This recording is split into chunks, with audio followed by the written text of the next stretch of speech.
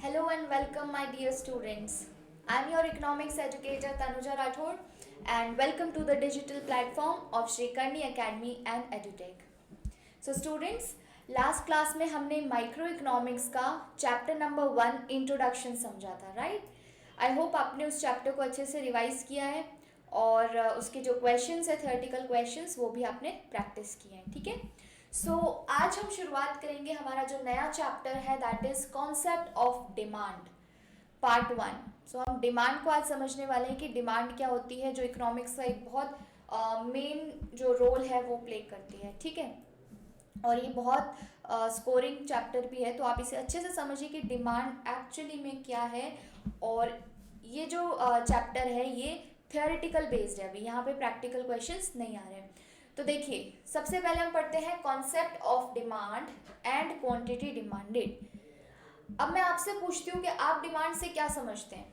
Demand means आप, अगर मैं आपको बोलूँ तो आप समझेंगे कुछ खरीदने की इच्छा होना, वही डिमांड है ना? तो खरीदना तो हम बहुत कुछ चाहते हैं। हम चाहते हैं कि हमारे पास एप्पल आईफोन 12 हो, ठीक है, हमारे पास मर्सिडीज हो, एक अच्छा बंगला हो। तो क्या ये सब डिमांड है? ये सब डिमांड आम लैंग्वेज में है, लेकिन जब हम इसे इकोनॉमिक्स में पढ़ते हैं तो सिर्फ डिज़ायर से काम नहीं चलता। ये तो एक अपनी डिज़ायर है, हम चाहते हैं ऐसा होना, लेकिन उसके अलावा हमें क्या चाहिए? सफिशिएंट परचेजिंग पावर, जेब में पैसे होने चाहिए खरीदने के लिए। इसलिए हम डिमांड तो चाहते हैं कि हमारे पास एप्पल आईफोन हो, ठीक है, लेकिन हमारे पास क्या चीज़ नहीं है? परचेजिंग पावर नहीं होता। तीसरी बात है कि हमारे पास चलो पैसे भी हैं, हमारी इच्छा भी है, लेकिन हमें वो खर्च नहीं करने पैसे, ठीक है? हमें ये चीज़ खरीदनी है, हमारे पास सफिशिएंट परचेजिंग पावर है, लेकिन हमें वो खर्च नहीं करने, विलिंगनेस टू स्पेंड है, वो ख़त्म हो गई, ठीक है? तो ये चीज़ें डिमांड को बनाती है इकोनॉमिक्स में। तो क्या सिर्फ डिज़ायर का होना ही डिमांड है इकोनॉमिक्स में? It's wrong. डिज़ायर के अलावा अदर फैक्टर्स भी हैं, वो रेलेवेंट हैं। तो मैं आपको बताऊंगी 3 फैक्टर्स जो बहुत रेलेवेंट है, जो डिमांड को बनाते हैं। तो रीड आउट करियो डेफिनेशन, देखिए, demand for a commodity is the desire to buy. तो मैं जिनको अंडरलाइन कर रही हूँ वो आप ध्यान से समझिए। डिमांड क्या होती है? Desire to buy a commodity backed with sufficient purchasing power. दूसरी चीज होनी चाहिए, हमारे पास परचेजिंग पावर होना चाहिए।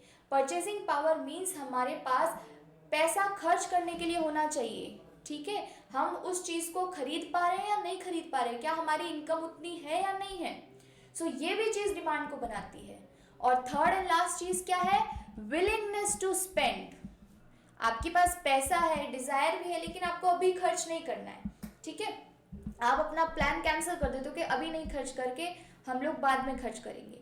तो तीनों चीजें साइमल्टेनियसली चलनी चाहिए। उसी समय आपकी डिजायर भी हो, उसी टाइम पे आपके पास जेब में पैसा हो, परचेजिंग पावर हो, और तीसरी चीज है कि आपको उस पैसे को खर्च भी करना हो, विलिंगनेस टू स्पेंड भी हो आपके पास, ठीक है, at a particular point of time.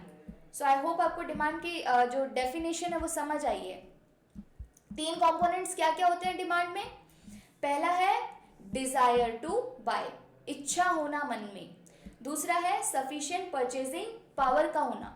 Sufficient purchasing power का क्या मतलब होता है? कि हमारे पास हम अफोर्ड कर पा रहे हैं या नहीं कर पा रहे उसे, ठीक है? And willingness to spend. अब दूसरी बात आती है क्वांटिटी डिमांडेड क्या होता है? ये एक जैसा ही लग रहा है हमें, डिमांड और क्वांटिटी डिमांडेड एक जैसा ही लग रहा है, बट थोड़ा सा डिफरेंस है। वो है quantity demanded refers to a specific quantity to be purchased against a specific price of the commodity. देखिए, मैं सपोज एक एग्जांपल ले रही हूँ डिमांड का, ठीक है? सो मैंने देखा कि अभी फ्रूट्स का, हम एप्पल लेने गए मार्केट में, वेजिटेबल मार्केट गए, वहाँ से मैंने एप्पल खरीदा, ठीक है? सो प्राइस थी 50 रुपीज़ के जी और मैंने उसे 2 kgs खरीदा। जब प्राइस हो गई 40 तो मैंने सोचा कि कम प्राइस हो गई तो मैं और खरीद लेती हूँ, मुझे फ़ायदा हो जाएगा, 3 kgs खरीदा। प्राइस हो गई 30 तो मैंने और ज़्यादा खरीद लिया, ठीक है? सो ये क्या, ये तो हो गई डिमांड इतनी सारी। 50 पे हम 2 किलो खरीद रहे हैं, 40 पे हम 3 किलो खरीद रहे हैं, 30 पे हम 4 किलो खरीद रहे हैं। लेकिन जब मैं बोलूँ क्वांटिटी डिमांडेड का मतलब बताइए तो क्या होता है? कितनी क्वांटिटी आप स्पेसिफिक प्राइस पे खरीद रहे हो, ठीक है। तो क्वांटिटी डिमांडेड हो गया कि मैं 40 के भाव पर 3 किलो खरीद रही हूँ, ठीक है।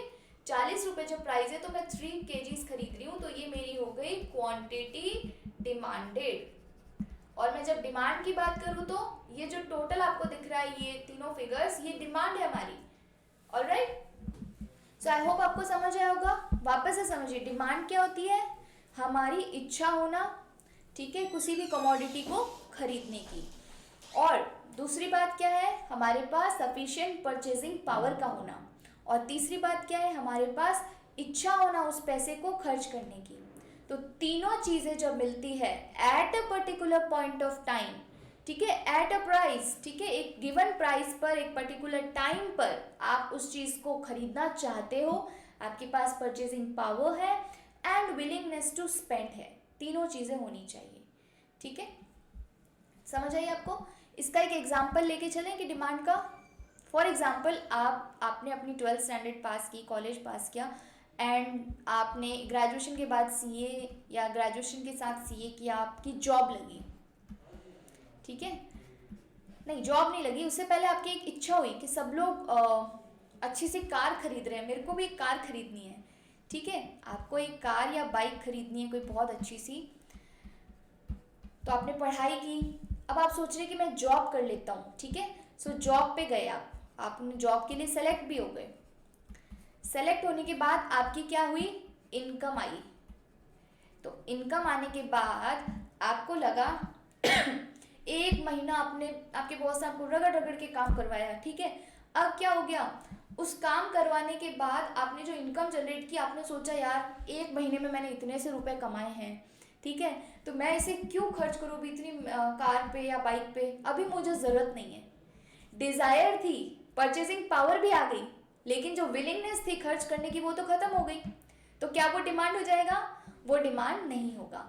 सो हमें तीनों कंपोनेंट्स को एक साथ देखना है। डिमांड को, जब भी हम डिमांड को पढ़ते हैं, हम तीनों कंपोनेंट्स को एक साथ पढ़ते हैं, ठीक है। सो ये होती है हमारी डिमांड। उसके बाद हमने पढ़ा क्वांटिटी डिमांडेड, मतलब स्पेसिफिक क्वांटिटी पढ़ रहे हैं हम, purchased against a specific price of a commodity. इसके आप मल्टीपल एग्जांपल्स ले सकते हो डिमांड के। आपके घर के डेली लाइफ में जो हम लोग घर पे बातचीत करते हैं, ये चीज़ खरीदनी है, ये चीज़ खरीदनी है, तो हम लोग देखते हैं कि कई बार हम लोग प्लान कैंसिल कर देते हैं, कई बार हमारी इच्छा ही नहीं होती खरीदने की कुछ, तो वो डिमांड नहीं है।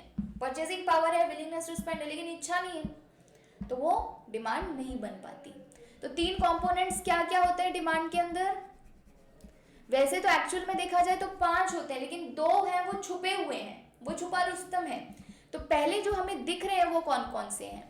डिजायर, डिजायर मीन्स इच्छा का होना, ऑलराइट। दूसरी बात आती है परचेजिंग पावर का होना, परचेजिंग पावर, ठीक है। और थर्ड है willingness to spend, willingness to spend. 3 चीजें हो गई, ठीक है। 2 और कौन सी छुपा रुस्तम चीजें हैं? वो है, एक तो है at a point of time, at a point of time, and fifth है at given price, at given price, ठीक है। समझ आई? 2 चीजें क्या है? At a point of time, आपको उस समय पर, ये उस समय पर मतलब कि जिस टाइम पे आप खरीदना चाहते हो उस टाइम पर परचेसिंग पावर का होना जरूरी है, विलिंगनेस टू स्पेंड होना जरूरी है, इच्छा का होना जरूरी है, और उस प्राइस पे आप खरीदना चाहते हो, जो प्राइस है उस प्राइस पे। अगर आप सपोज आप चाहते हो कि मेरे को इतना प्राइस नहीं देना, ठीक है, तो वो डिमांड नहीं बन पाती। तो 2 हिडन पॉइंट्स है हमारे पास, एक तो प्राइस वाला और एक at a given point of time, जिस टाइम पर आप खरीदने जा रहे हो उस टाइम पर डिजायर, परचेसिंग पावर, विलिंगनेस, और उस प्राइस पे आप खरीदना चाहते हो। तो ये जो 5 कंपोनेंट्स है ये मिलकर हमारी डिमांड बनाते हैं किसी भी इकोनॉमी में। Alright, so let's move further. अब हम बात करते हैं डिमांड शेड्यूल क्या आता है। डिमांड शेड्यूल होता है बेटा, शेड्यूल मतलब बता देती हूँ, शेड्यूल मीन्स टेबल। टेबल आपको पता ही है, टेबल में क्या होते हैं, रोज एंड कॉलम्स होती हैं, रोज एंड कॉलम्स। अब मुझे बताइए रोज वर्टिकल लाइंस होती हैं या कॉलम्स वर्टिकल लाइन होते हैं? रोज होती हैं इस तरह की, कॉलम्स होते हैं इस तरह के हॉरिजॉन्टल। सो रोज होती हैं वर्टिकल, कॉलम्स होते हैं हॉरिजॉन्टल, ठीक है। सो इस तरह से जब हम डिमांड को शो करते हैं टेबल फॉर्म में, टैब्यूलर फॉर्म में, उसे हम कहते हैं डिमांड शेड्यूल। तो शेड्यूल से आप क्या समझते हैं, टेबल, ठीक है। सो मैं डेफिनेशन रीड आउट कर रही हूँ, देखिए, the table relating to price and quantity demanded is called demand schedule. एक टेबल में जब आप प्राइस को और क्वांटिटी डिमांडेड को प्रेजेंट करते हो तो वो एक डिमांड शेड्यूल बन जाता है। अब मैंने इसमें प्राइस और क्वांटिटी क्यों लिखा, क्योंकि कंज्यूमर क्या होता है, गिवन प्राइसेस पे कमोडिटीज को डिमांड करता है, क्वांटिटी ऑफ डिमांड करता है, इसीलिए प्राइस और जो क्वांटिटी है वो दो वेरिएबल्स हैं। प्राइस को मैं पी लिख रही हूँ, प्राइस और क्वांटिटी दो वेरिएबल्स हैं जो डिमांड को बनाते हैं, ठीक है। जैसे देखिए मैंने एग्जांपल लिया था, हम लोग एप्पल खरीदने गए थे वेजिटेबल मार्केट में। सो एप्पल की यहाँ मैं लिखती हूँ प्राइस और यहाँ लिख रही हूँ क्वांटिटी, क्योंकि इन्हीं से डिमांड बनती है, प्राइस और क्वांटिटी से डिमांड बनती है। फॉर एग्जाम्पल प्राइस थी 100 रुपीज़ kg, ठीक है। सो मैंने खरीदे 1 kg, प्राइस हो गई 80, मैंने 2 kgs खरीद लिए, और प्राइस कम हुई तो मैंने 3 kgs, और प्राइस कम हुई तो 4 kgs। तो आप एक सीक्वेंस देख रहे हैं कि जैसे जैसे प्राइस कम होती जा रही है मैं ज़्यादा क्वांटिटी डिमांड कर रही हूँ, क्वांटिटी डिमांडेड मेरा इंक्रीज होता जा रहा है, हो रहा है या नहीं हो रहा? तो क्या हो रहा है, मैं जैसे जैसे प्राइस कम करती जा रही हूँ तो मेरा क्वांटिटी डिमांडेड इंक्रीज होता जा रहा है, और मैं जैसे जैसे प्राइस इंक्रीज करूँ या डिक्रीज करती जा रही हूँ, ये तो हो रहा है डिक्रीज वाला एग्जाम्पल, यहाँ पे प्राइस क्या हो रही है, कम हो रही है। सो प्राइस कम हो रही है तो मैं क्वांटिटी डिमांडेड इंक्रीज कर रही हूँ, क्योंकि मुझे तो फायदा है ना, हम कम रेट पे ज़्यादा खरीदना चाहते हैं। 80 हो गए, चलो 2 किलो दे दो भैया, होता है। 50 हो गए तो 4 किलो दे दो। फिर क्या होता है, अगर प्राइस सपोज इंक्रीज हो रही है, सपोज आप हमने देखा होगा कई बार फ्रूट्स या वेजिटेबल्स की प्राइस या और भी किसी आइटम की प्राइस इंक्रीज हो रही होती है। इंक्रीज और डिक्रीज का सिंबल मैं इस तरह से डिनोट करूंगी, इंक्रीज होता है इस तरह से और डिक्रीज होता है इस तरह से, ठीक है। सो कोई भी एग्जाम्पल ले लीजिए, फॉर एग्जाम्पल हम लोग ले लेते हैं एप्पल का ही ले लेते हैं, ठीक है, ठीक है। So price and quantity, P and Q. So price जब 50 थी तब आप 4 किलो खरीद रहे थे, प्राइस जब 60 हुई आपने सोचा आप कम खरीद लेते, महंगे हो गए 3 किलो, प्राइस 70 हुई तो 2 किलो, प्राइस 80 हुई तो सोचा 1 ही किलो खरीद लेते हैं। तो देख रहे हैं आप ये जो सीक्वेंस, इसमें क्या हो रहा है, जैसे जैसे प्राइस कम हो रही है हम लोग, प्राइस ज़्यादा हो रही है हम लोग क्वांटिटी को कम करते जा रहे हैं। तो ये देखिए प्राइस और क्वांटिटी ऐसे दो वेरिएबल्स हैं जो डिमांड को मेजर रूप से अफेक्ट करते हैं, मेजर रूप से। अदर फैक्टर्स भी हैं लेकिन हम लोग जो पढ़ रहे हैं वो सिर्फ प्राइस और क्वांटिटी को पढ़ते हैं, ठीक है। सो जब इसे टैबुलर फॉर्म में, टेबल फॉर्म में, यानी कि जब हम रोज और कॉलम्स बनाकर इस चीज़ को रिप्रेजेंट करते हैं कि डिमांड जब प्राइस बढ़ने पे क्या हो रहा है, कितनी क्वांटिटी खरीद रहे हैं, प्राइस कम होने पे हम कितनी क्वांटिटी खरीद रहे हैं, तो इस टेबल को बोला जाता है डिमांड शेड्यूल। क्या बोला जाता है, डिमांड शेड्यूल। अब देखिए सेकेंड डेफिनेशन क्या है, it is a table showing the relation between different quantities of a commodity. बहुत सारी क्वांटिटीज कमोडिटी की to be purchase at different prices of that commodity, ठीक है। सो ये एक तरह का टेबल है जो ये रिलेशन बता रहा है कि हम डिफरेंट प्राइजेस पर डिफरेंट कितनी क्वांटिटीज खरीद रहे हैं। वापस से पढ़िए, it is a table showing the relation between different quantities of a commodity to be purchased at different prices of that commodity. Alright? So ये एक टेबल है जो रिलेशन बताता है डिफरेंट क्वांटिटीज। देखिए ना यहाँ पे डिफरेंट क्वांटिटीज है, 4, 3, 2, 1। सो इसलिए क्वांटिटी नहीं है, quantities of a commodity. Commodity क्या है? एप्पल है.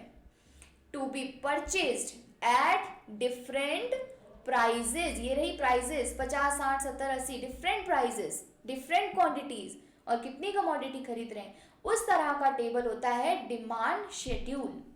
सो डिमांड शेड्यूल बेसिकली हम लोग दो तरह से बनाते हैं. First is individual demand schedule and the other one is market demand schedule. दो तरह के कौन से होते हैं? Individual demand schedule and market demand schedule. अब हम इंडिविजुअली पढ़ेंगे कि इंडिविजुअल डिमांड शेड्यूल किस तरह का होता है और मार्केट डिमांड शेड्यूल किस तरह का होता है.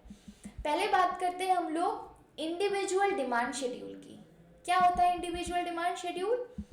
It refers to demand schedule. Demand schedule समझ लिया, टैबुलर फॉर्म में या जब रिलेशन बताते हैं हम लोग प्राइस और क्वांटिटी में. सो एक ऐसा डिमांड शेड्यूल किसका? ऑफ एन इंडिविजुअल बायर और कंज्यूमर. एक इंडिविजुअल बायर और कंज्यूमर का ऐसा डिमांड शेड्यूल मार्केट में. ठीक है. It shows quantities of a commodity which an individual buyer will buy. कौन? Individual buyer will buy at different possible prices of that commodity at a point. तो थोड़ी confusing है ये डेफिनेशन, बट हम इसे एक एक वर्ड को समझेंगे. सबसे पहले है इंडिविजुअल डिमांड शेड्यूल. सो नाम से ही पता चल रहा है, फर्स्ट वर्ड क्या है? इंडिविजुअल. मतलब ये किसकी बात कर रहा है? सिंगल कंज्यूमर की. एक कंज्यूमर, एक बायर. कंज्यूमर और बायर को मैं साइमल्टेनियसली लिखूंगी. सो एक कंज्यूमर या एक बायर. ओके. फिर मैं आपको एक डिफरेंस भी बताऊंगी कि एक कंज्यूमर और एक होता है कस्टमर, दोनों के बीच में क्या डिफरेंस है. वो कई बार हम लोग कंफ्यूज होते हैं, उसको भी बताऊंगी. पहले हम लोग समझते हैं इंडिविजुअल डिमांड शेड्यूल क्या होता है. सो ऐसा डिमांड का टेबल जो किसका है? एक इंडिविजुअल बायर का है या एक इंडिविजुअल कंज्यूमर का है. और इसमें आप क्या शो करते हो? Different quantities of commodity at different prices of that commodity. Different quantity जो आप मार्केट में मांग कर रहे हो डिफरेंट प्राइसेस पर. ठीक है, एक पॉइंट ऑफ टाइम पे. सो इसका एग्जांपल लीजिए. देखिए मैंने ये लिया है प्राइस ऑफ कमोडिटी. ये एक्स कोई कमोडिटी है. फॉर एग्जांपल हमने हमारे एग्जांपल में एप्पल लिया था. क्वांटिटी डिमांडेड, ये रहा क्वांटिटी डिमांडेड उस एक्स का.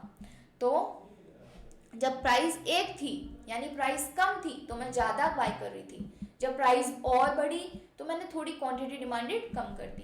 प्राइस और ज़्यादा बढ़ी तो मैंने क्वांटिटी डिमांडेड और कम कर दी. प्राइस इंक्रीज तो मैंने क्वांटिटी डिमांडेड और ज़्यादा कम. मतलब मैं कम कम कम कम करूँगी जब price increase increase increase increase होगा. लेकिन ये कितने की बात हो रही है? सिर्फ सिंगल कंज्यूमर की. एक ही कंज्यूमर मार्केट में, उसकी बात हो रही है. तो जब हम उसको टेबल फॉर्म में शो करते हैं तो वो बन जाता है इंडिविजुअल डिमांड शेड्यूल. शेड्यूल जब वर्ड आए तो आप समझिए ये टेबल की बात हो रही है, बिकॉज शेड्यूल मीन्स टेबल. हो गया, समझ आया आपको? अब हम बात करते हैं मार्केट डिमांड शेड्यूल क्या होता है. तो वर्ड से ही पता चल रहा है मार्केट. और मार्केट में एक कंज्यूमर तो होता नहीं है, मार्केट में तो बहुत सारे कंज्यूमर होते हैं, है ना. So market demand schedule represents demand for a commodity by all the consumers in the market. Market में जितने भी कंज्यूमर्स हैं उनकी जब हम डिमांड को बता रहे हैं एक टेबल में तो होता है मार्केट डिमांड शेड्यूल. अब इसमें क्या शो होता है? It shows different quantities of a commodity which the consumer intends to buy. बहुत सारी क्वांटिटी कमोडिटी की जो कंज्यूमर खरीदना चाहता है at different possible prices of that commodity at a point of time. एक टाइम पर एक कंज्यूमर कितनी डिफरेंट क्वांटिटी खरीद रहा है डिफरेंट पॉसिबल प्राइसेस पे. तो जब इसको हम एक टैबुलर फॉर्म में रिप्रेजेंट करते हैं तो वो बन जाता है मार्केट डिमांड शेड्यूल. क्या यहाँ पे एक कंज्यूमर की बात हो रही है? नो, यहाँ पे सारे कंज्यूमर्स की बात हो रही है. तो चलिए एक एग्जांपल देखते हैं. Price of P x. ठीक है, ये कोई प्रोडक्ट है, उसकी प्राइस दिख रहा है आपको. सो उसकी प्राइस आपको गिवन है 1, 2, 3, 4. ये रुपीस में है प्राइस. ठीक है. Now quantity of consumer x, consumer A कितना खरीद रहा है, कंज्यूमर बी कितना खरीद रहा है। यहाँ पे मैंने सिर्फ ए और बी को लिया है, लेकिन मल्टीपल कंज्यूमर्स होते हैं, बट मैं एग्जाम्पल लेने के लिए सिर्फ 2 ही कंज्यूमर्स ले रही हूँ। फॉर एग्जाम्पल मार्केट में 2 कंज्यूमर हैं, सो वो कितनी कितनी क्वांटिटी मार्केट में डिमांड कर रहे हैं। तो देखिए जो ए कंज्यूमर है वो 4 3 2 1 और जो बी है वो 5 4 3 2। मतलब सब कंज्यूमर अलग अलग क्वांटिटी अलग अलग नेचर के होते हैं, तो हर कंज्यूमर अलग अलग क्वांटिटी परचेज कर रहा है, ठीक है। सो जब प्राइस 1 थी तो जो ए था वो 4 कंज्यूम कर रहा था और जो बी था वो 5 क्वांटिटी डिमांड कर रहा था। जब प्राइस बढ़ी तो ए ने तो बड़ा कम कर दिया, बी ने भी कम किया। सबका नेचर तो सेम है, लेकिन क्वांटिटी थोड़ी डिफरेंट हो सकती है, करेंगे सभी कम, ठीक है, बट हो सकता है कुछ ज़्यादा कम करे, कुछ बहुत कम कर दे। तो इस तरह से हमने ए और बी दोनों का डेटा कलेक्ट किया। तो क्या ये मार्केट डिमांड शेड्यूल बन गया? नहीं। मार्केट में हम लोग जितनी भी क्वांटिटी कंज्यूम कर रहे हैं सारे कंज्यूमर्स, उनको हम ऐड कर देते हैं। देखिए मैंने इस कॉलम में किया, लास्ट कॉलम देखिए, Q X equals to consumer A plus consumer B. मैंने ए और बी की जो क्वांटिटी है दोनों को ऐड किया। सो 4 + 5 इक्वल्स टू 9। इसकी क्वांटिटी कितनी थी? 3। 3 + 4 7, 2 + 3 5, 1 + 2 3। इस तरह से मैं क्या कर रही हूँ, जितने भी कंज्यूमर्स हैं उनको सबको मैंने ऐड किया और एक अलग से कॉलम बनाया, और वो जो एडेड जो ये क्वांटिटी आई है वो मेरी आई है टोटल, ठीक है। इसको और इसको, ये जो प्राइस है और ये जो क्वांटिटी डिमांडेड है, इनको मैं बोलूँगी मार्केट डिमांड शेड्यूल। शेड्यूल मतलब टेबल, समझ आई बात? So what is market demand schedule? Sorry. So market demand schedule represents demand for a commodity by all the consumers, not a single consumer, by all the consumers. It shows different quantities of a commodity which a consumer intends to buy, खरीदना चाहता है, at different possible prices of that commodity at a point of time. किसी time पर वो कितनी quantity कितने different prices पे खरीदना चाहता है, वो बन जाती है हमारी market demand schedule. I hope आपको यहाँ तक समझ आ रहा है। अभी तक हमने कुछ भी नहीं पढ़ा है। डिमांड की डेफिनेशन सीखी है, डिमांड शेड्यूल को सीखा है, schedule means table.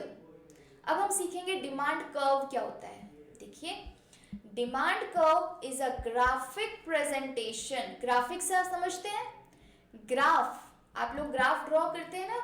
So graphic presentation of demand schedule मतलब आप टेबल को जब उसमें कर्व में या ग्राफिकल प्रेजेंटेशन करते हो, पहले आपने टेबल बनाया, टेबल को देखकर जब आप ग्राफ में प्रेजेंट करते हो वो कहलाता है demand schedule. So demand curve is a graphic presentation of demand schedule showing how quantity demanded of a commodity is related to its own price। ये बता रहा है कि कैसे जो क्वांटिटी डिमांडेड है वो प्राइस से रिलेटेड है। मतलब ज़्यादा कुछ नहीं इसमें सोचना है, वही प्राइस क्वांटिटी को तो लेना ही है।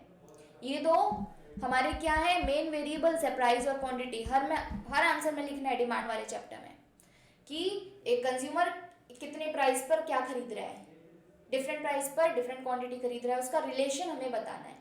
तो जब हम उसे टेबल में रिप्रेजेंट करेंगे प्राइस और क्वांटिटी को तो वो शेड्यूल बन जाता है, जब हम उसे ग्राफ पे प्रेजेंट करेंगे तो वो कर्व बन जाता है। आई होप समझ आ रहा है, इट्स वेरी सिंपल। सो क्या लिखना है आपको, demand curve is a graphic presentation of demand schedule showing how quantity demanded of a commodity is related to its own price। so demand curve दो तरह से होता है, individual demand curve and market demand curve। अब इसको भी दो parts में बांट दिया, बहुत सिंपल है। देखिए, इंडिविजुअल डिमांड कर्व क्या होता है। Individual demand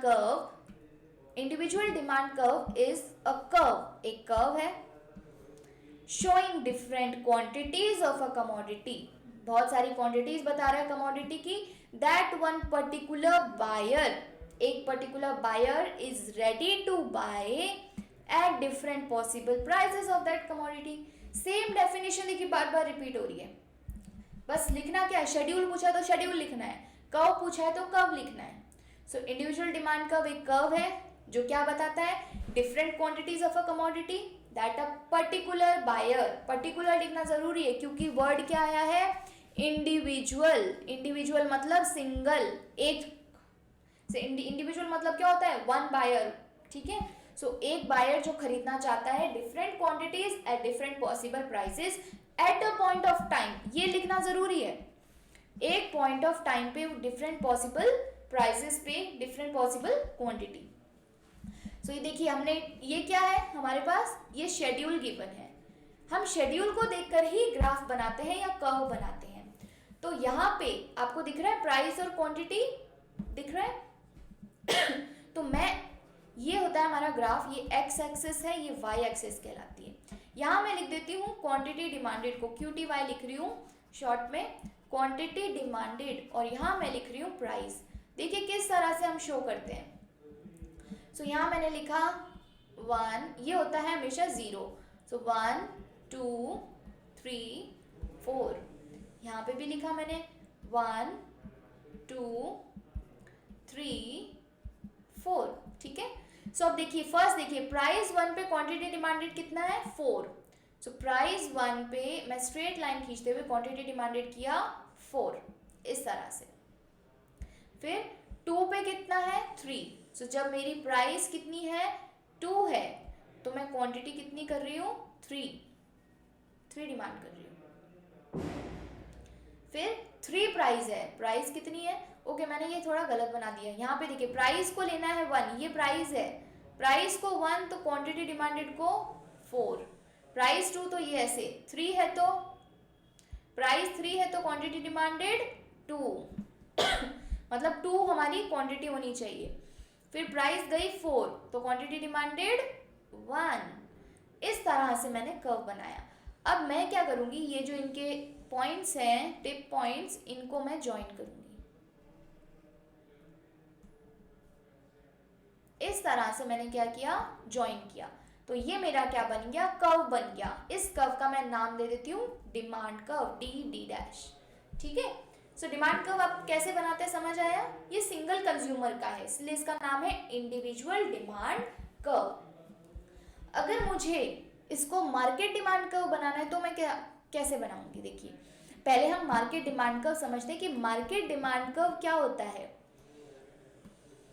market demand curve is a curve showing different quantities of a commodity, ये बार बार लाइन लिखनी है, ये कर्व है जो डिफरेंट क्वांटिटीज बता रहा है, that all the buyers in the market, अब वर्ड देख रहे हैं आप यहाँ पे, सिंगल नहीं आया, सारे buyers, all the buyers in the market are ready to buy, सारे बायर्स डिफरेंट क्वांटिटी और डिफरेंट प्राइसेस जो खरीदना चाहते हैं वही होती है हमारी मार्केट डिमांड शेड्यूल।